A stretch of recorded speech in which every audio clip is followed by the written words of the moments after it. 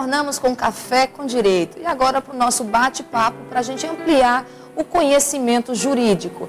E hoje nós trouxemos para cá para falar e ampliar o seu conhecimento em filantropia. E o convidado dessa semana é o Glênio Dantas. Ele é contador, perito e sócio empresário da Estese. Doutor Glênio, muito obrigada pela sua presença e seja bem-vindo ao Café com Direito. Eu que agradeço.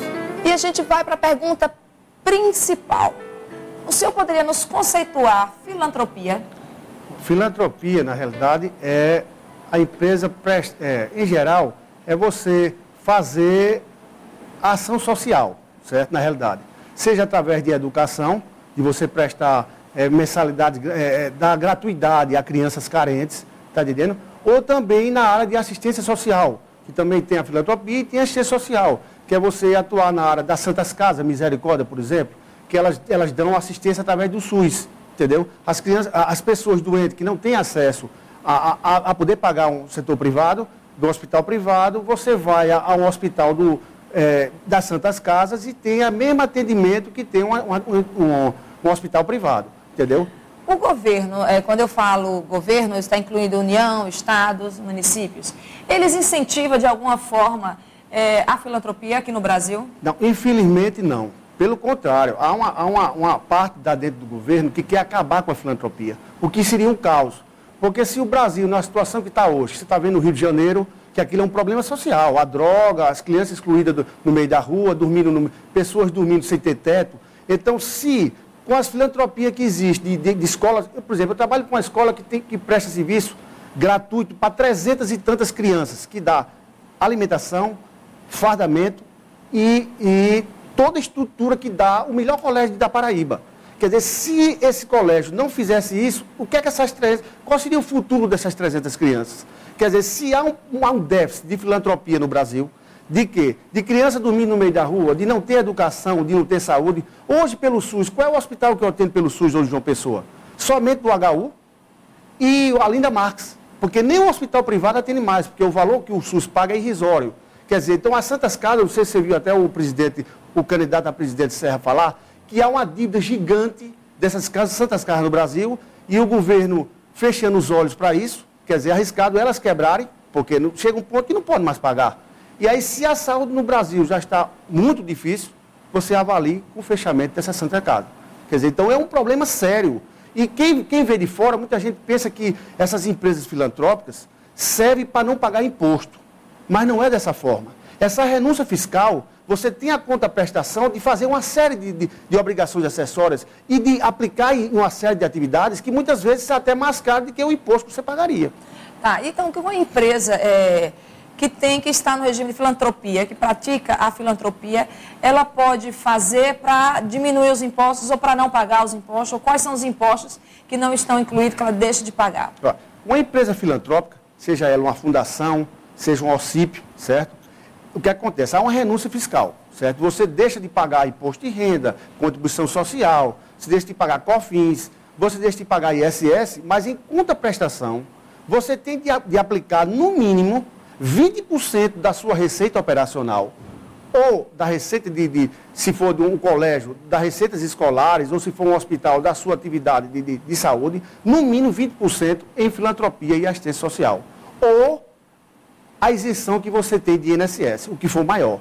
Se a isenção que você deixa de pagar o INSS for maior do que os 20%, você tem que usar o que for maior, certo? E as empresas de Santa Casa, que prestam serviço de saúde, ela tem que ofertar, no mínimo, 60% do atendimento ou do serviço prestado para o SUS. É uma obrigação em que, do 100% do serviço prestado, no mínimo, 60% tem que ser destinado, ofertado ao SUS. Por exemplo, o Hospital Real Português é um dos melhores hospitais de Recife e é um hospital filantrópico. Quer dizer, é um hospital que tem, realmente uma referência em medicina em Recife e ele atende a pessoa mais pobre da mesma qualidade que atende um milionário. Isso é muito importante, entendeu? Ela tem essa obrigação de cumprir essas coisas. Quer dizer, e além das obrigações acessórias, que você não fica isento. Tem que entregar imposto de renda, tem que entregar DAS, DACOM, uma série de coisas que tem que entregar, entendeu? Uma série de atividades que você tem que fazer. E vamos falar em relação de incentivos estaduais e incentivos municipais.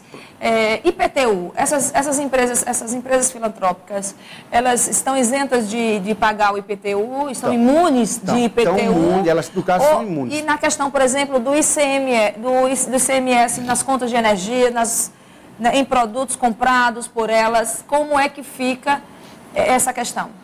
A empresa filantrópica, na realidade, ela tem imunidade, né? Que é um direito constitucional, certo? Então, por ela ter imunidade, ela não paga IPTU no município e também não pagaria ISS, se for uma atividade escolar ou qualquer outra atividade. Só paga, a única coisa que paga é a taxa do lixo, que não ficou isenta, certo? Não ficou imune. A taxa do lixo não ficou imune. Aí, ICMS também é imune, não paga ICMS.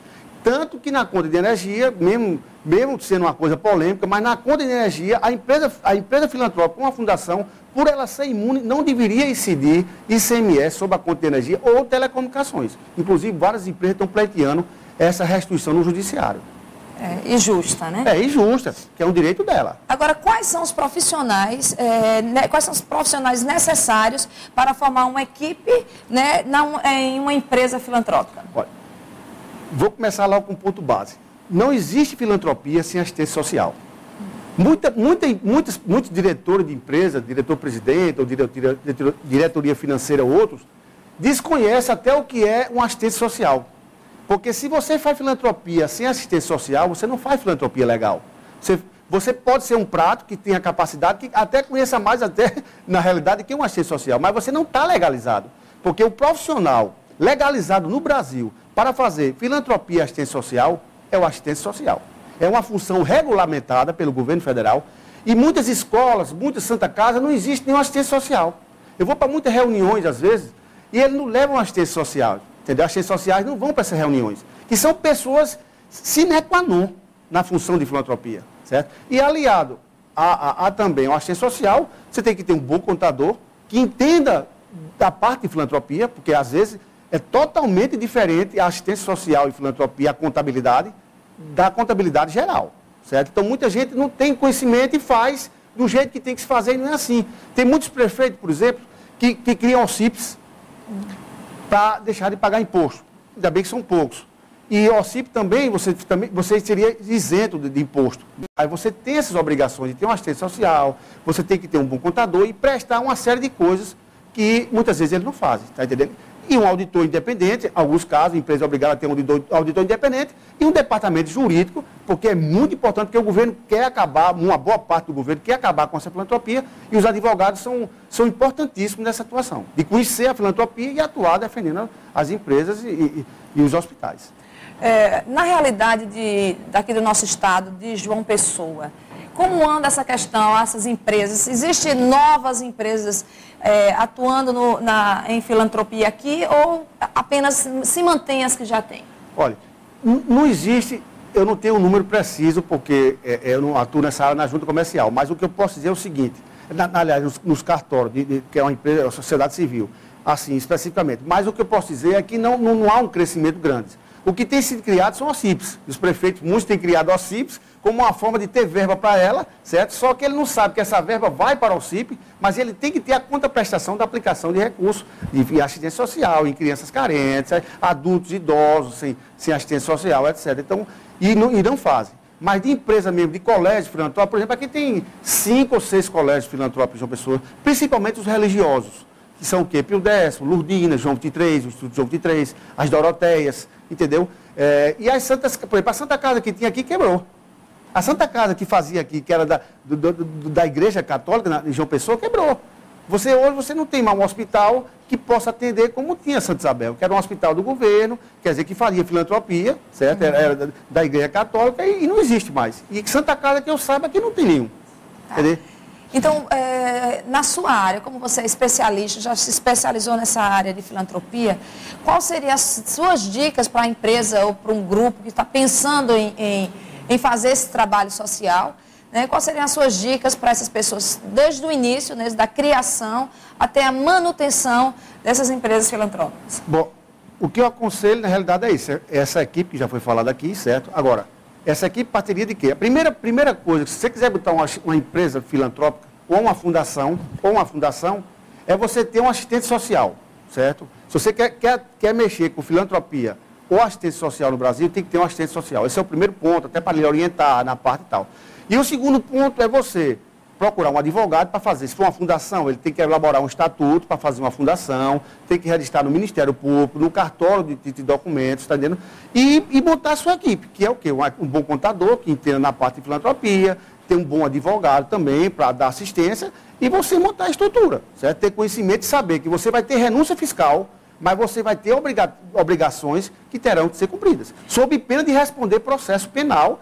E tudo que o INSS, ou a Receita Federal do Brasil, ou o promotor público verificar que você não cumpriu, você vai ter que ressarcir todo esse dinheiro para pagar INSS, para pagar imposto de renda, condição social. Então, o ônus é muito alto. Inclusive, responder uma ação penal. Você falou assim, em polêmicas, existem duas polêmicas em relação à filantropia. Uma é a questão, por exemplo, de uma casa de misericórdia que tem um terreno anexado ao seu hospital, às suas instalações, e as freiras resolveram alugar esse imóvel que estava do lado, certo, para essa renda, claro, conseguir uma renda a mais para o Hospital de Filantropia, tá? Que atendia a pessoas carentes. No entanto, a prefeitura ela estava exigindo o IPTU, por conta que ela considerava desvinculada a locação para a função real, né, o objetivo principal da instituição. Você, como profissional, como contador, como militante na filantropia, qual a sua opinião em relação a isso?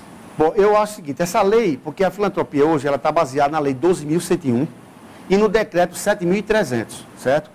Antes dessa lei e desse decreto, todas as receitas que a empresa tinha, a receita operacional e as outras receitas, entre elas aluguéis, você teria que aplicar o percentual em cima de todas as receitas. A partir da lei 12.101, a empresa só fica obrigada a aplicar 20% sobre a atividade operacional. Por exemplo, se for um colégio, 20% sobre a atividade das receitas escolares. Entendeu? Se ele tiver aluguel, se ele tiver uma cantina e outras atividades, ele não estaria obrigado pela lei 12.101. Certo? E isso é um avanço, porque eu acho que 20% sobre uma receita operacional já é um valor elevado. Por exemplo, se uma empresa fatura 1 milhão, ela tem que aplicar no mínimo 200 mil reais em filantropia e assistência social, ou a isenção que ele tem direito, que ele goza, sobre o INSS, sobre a folha de pagamento. Se essa isenção do INSS for 300 mil, ele tem que aplicar no mínimo 300 mil, que foi maior do que os 200 mil, que é os 20% sobre o faturamento da atividade operacional. Quer dizer, a lei 12.101 deu essa facilidade, então se a prefeitura quiser cobrar, tem como a empresa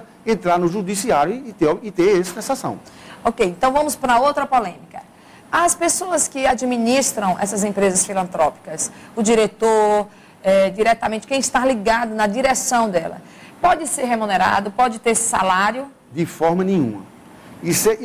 Essa é a questão principal numa atividade filantrópica, é a diretoria não ter nenhuma remuneração, certo? Aquilo ali ser feito de forma voluntária, certo? Que a pessoa que vai ser um diretor do hospital filantrópico, que seja da sociedade, certo? Da sociedade, ela não pode ter remuneração de forma nenhuma. Se for uma atividade escolar, também não pode ter prolabore nem remuneração nenhuma. Apenas se ele for um professor, certo? Por exemplo, ele é diretor. Pela diretoria, ele não pode ter remuneração. Agora, se ele for um professor de uma matéria, aí ele terá remuneração como professor, não como diretor. Que aí a legislação faculta, há uma polêmica nisso, mas os tribunais têm dado favorável a isso. Se ele for um professor e ensinar inglês ou matemática ou ensinar direito, por essa remuneração como professor, ele tem direito. Agora, por ser um diretor-presidente ou um diretor financeiro, ele tem que fazer de forma gratuita. E muita gente não entende isso e tira prolabore de valores elevados, e o INPS tem batido rigorosamente em cima disso.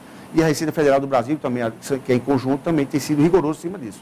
Certo? Outra coisa que é muito importante na filantropia, que não foi falada até agora, não é obrigatório, é opcional. Chama-se balanço social. Por que é obrigatório você ter o balanço social?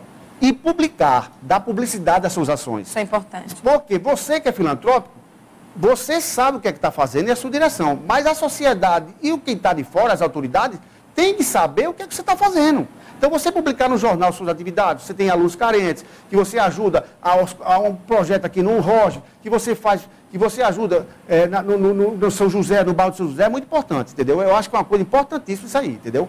Mas não é uma exigência. Não existe uma obrigação. Ainda hoje não é obrigatório. Sei. Mas é muito importante que o colégio tenha um balanço social, que você mostre o número de empregados que você tem, Qual foi a riqueza que você gerou para a cidade em termos de folha de pessoal, em pagamento, em recolhimento de tributos, através de taxas e outras obrigações, então é muito importante. Essas instituições filantrópicas, elas podem receber dinheiro, verbas diretamente da União, do Estado, do município? Como é feita essa questão até dessa prestação de contas entre Estado, município e União? Pode ser feita, sim. Só que tudo isso aí tem que ser feito através de quê? Através de uma parceria, tá certo? Em que você tem um contrato, você faz um projeto, certo? É um projeto que você manda para a prefeitura. Esse projeto é aprovado e vem essa verba específica, seja do Estado, ou do município, ou do governo federal, ou de uma empresa, para aplicar naquilo ali. E você, quando recebe essa verba de um projeto desse público, você sofre penalidade, fiscalização do Tribunal de Contas do Estado e do TCU, que é o Tribunal de Contas da União. É uma coisa que você pode ser preso. Responder um processo penal, porque é coisa séria. Doutor Glênio, nós vamos aqui aproveitar a sua presença como contador, e eu acredito, até por uma relação de amizade que nós já temos, que eu já tenho ali pedido, implorado a sua colaboração em relação à divulgação, a incentivar a destinação do imposto de renda. Certo. Né? Que a gente aqui, é o mínimo que o cidadão paraibano que paga já o seu imposto de renda, não tem jeito, você vai ter que pagar seu imposto de renda, que pelo menos destine esses 6% para o imposto para o fundo da criança, do direito da criança e do adolescente. Aí eu lhe pergunto, as pessoas às vezes ficam inseguras, né? E se faz a destinação ou se faz doações. Explique, se é possível você explicar qual a diferença e o que é que pode e o que não pode, a diferença dessa doação e dessa destinação diante da Receita Federal. Bom, para que seja deduzida a doação, você pode doar o que você quiser, que você está fazendo bem, isso é ótimo. Temos até que incentivar. Tem que incentivar a doação, independente de ser dedutível ou não. Agora, para que seja dedutível, tem que ser... A Receita Federal, ela manda lá uma série de órgãos, Fundação de Criança e Adolescência, uma série de coisas que está lá no manual, quais são, quem é que pode você doar e ser dedutível. Se você doar, quem não está ali naquela relação, não pode ser dedutível. Agora, a filantropia que você está fazendo é ótimo para você, que faz bem você ajudar as pessoas. Agora, o governo limita, se você só pode deduzir aquilo que está escrito no regulamento do imposto de renda, que são Fundação da Criança e Adolescente, do município, e agora do Estado. Eles até ampliaram, né? Porque antes estava muito restrito ao fundo da criança e do adolescente, né? E agora ampliaram desde do ano passado, eles ampliaram também para o idoso. É muito importante. Né? Que a gente vê instituições aí. Então eu aproveito aqui, né, diante do contador e volto a frisar e informar para vocês. Estamos chegando no final do ano, temos declarações para fazer para o ano. Se você quer fazer um pouco de ajudar um pouco a nossa cidade a crescer, porque o cidadão particular, ele pode contribuir com a administração pública, né? E a forma é essa, né? É destinando o seu imposto para um fundo da criança e do adolescente do Estado ou do município, para que a gente invista em projetos sociais, para que a gente possa melhorar a educação dessas crianças. E aqui eu agradeço ao Glênio Dantas pela sua presença. Eu é que agradeço. Né? É uma matéria muito interessante. O programa Café com Direito está aqui às suas ordens, que para o ano a gente já pode abraçar outra campanha, né? E a gente está aqui aberto para isso. É isso aí, o programa Café com Direito fica por aqui. É informação e cidadania com beleza e arte para você. Até a próxima semana com mais conhecimento jurídico.